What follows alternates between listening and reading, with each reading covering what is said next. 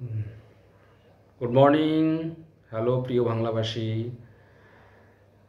আজকে প্রধানমন্ত্রী নরেন্দ্র মোদীর সম্পর্কে একটা প্রতিবেদন আপনাদেরকে শোনাবো।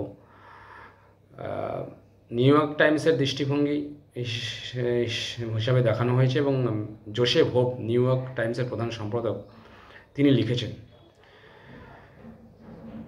লিখেছেন নরেন্দ্র মোদীর একমাত্র লক্ষ্য ভারতকে একটি উন্নত দেশ হিসেবে গড়ে তোলা। তাকে থামানো না গেলে ভবিষ্যতে ভারত বিশ্বের সবচেয়ে শক্তিশালী জাতি হয়ে উঠবে। এটা এমনকি মার্কিন যুক্তরাজ্য, রাশিয়া, জাপানকেও চমকে দেবে। নরেন্দ্র মোদী একটি নির্দিষ্ট লক্ষ্যের দিকে এগোচ্ছেন। কেউ জানে না সে কী করতে চায় এবং তার উদ্দেশ্য কৌশল ভবিষ্যৎবাণী করা যায় না। হাস্যোজ্জ্বল মুখের আড়ালে তিনি একজন বিপজ্জনক দেশপ্রেমিক।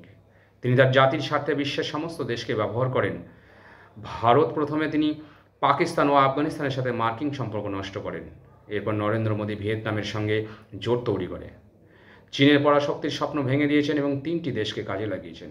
ভিয়েতনাম ও চীনের মধ্যে বিদেশে তেল উত্তোলন নিয়ে দীর্ঘদিনের বিরোধ ভারতকে লাভবান করেছে। ভারতের সমর্থনে ভিয়েতনাম চীনের দক্ষিণ সাগরে তেল উৎপাদন শুরু করে।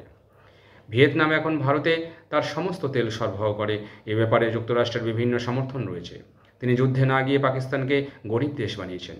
তিনি ইরানের বন্দরকে তার নিয়ন্ত্রণে নিয়ে আসেন। তিনি আফগানিস্তানের সাথে সীমান্তে একটি ভারতীয় সামরিক ঘাঁটি স্থাপন করেছেন। পাকিস্তানকে বিভক্ত করে এমন এলাকার খুব কাছে ভারতীয় বাণিজ্য বাড়ানোর জন্য তিনি ইরান হয়ে পাকিস্তান ছেড়ে আফগানিস্তানে যাওয়ার পথও তৈরি করেছেন।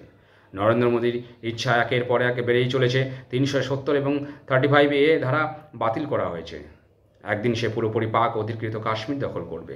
আগামী মৌসুমে পাকিস্তান 4 টুকরো হয়ে যাবে। নরেন্দ্র মোদীর হুঁশিয়ারিতেই এমনটা হবে। পাকিস্তানের ঐতিহ্যবাহী মিত্র সৌদি আরবও পাকিস্তান বিভাজনের মুখ্য ভূমিকা পালন করবে। এশিয়ার এই মানুষটি, যিনি চীন ও মার্কিন যুক্তরাষ্ট্রকে শেষ করেছেন, সার্ক সম্মেলন বাতিল করে বিশ্বকে তার শক্তি দেখিয়েছেন, নরেন্দ্র মোদী এশিয়ার ভারতের শ্রেষ্ঠত্ব বজায় রাখতে সফল হয়েছেন। তিনি সংযুক্ত আরব আমিরাতে পাকিস্তানের পররাষ্ট্রমন্ত্রীকে জরিমানা করেন এবং মন্ত্রীকে ফেরত পাঠান। পাকিস্তানের পাওনা ঋণ আদায়ের জন্য মালয়েশিয়া পাকিস্তানের একটি বিমান দখল করেছে। রাশিয়া ও জাপান এশিয়ার প্রধান শক্তিগুলোর মধ্যে 2, বলার মতো কিছুই করেনি। তিনি অত্যন্ত নিখুঁতভাবে উভয় দেশকে তার হাতে রেখেছিলেন। চীনের ভিয়েতনাম তেল ইস্যুতে চীন তেল চাইবে, তারপর সে চাইবে পাকিস্তান অধিকৃত কাশ্মীর।